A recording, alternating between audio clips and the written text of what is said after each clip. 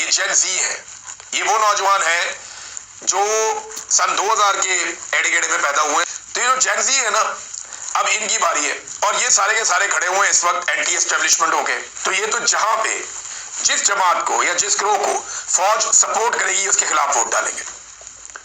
ये पीएमएलएन और peoples party के साथ नहीं जाएंगे, ये इमरान खान के साथ जाएंगे। वो इमरान खान को अपना लीडर समझते हैं।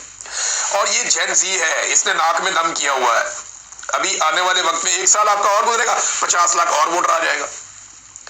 अभी 2-4 साल आप गुजरने दें, जेन अल्फा तैयार हो रही है। ये जो जनरेशन अल्फा है ना, ये जिस वक्त आपके सामने आएगी वो बहुत लीथल है, आपको लग पता जाएगा।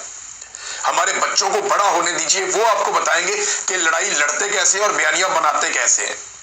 वो आपकी सियासत लपेट के आपको वापस दे देगी और सबका किबला दुरुस्त कर देगी।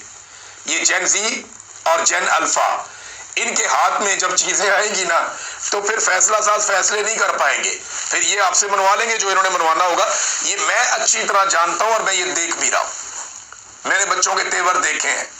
आज प्राइमरी स्कूल के अंदर जाके आप आवाज लगाएं, आपको पता चलेगा कि प्राइमरी स्कूल के बच्चे आज कहां खड़े हैं।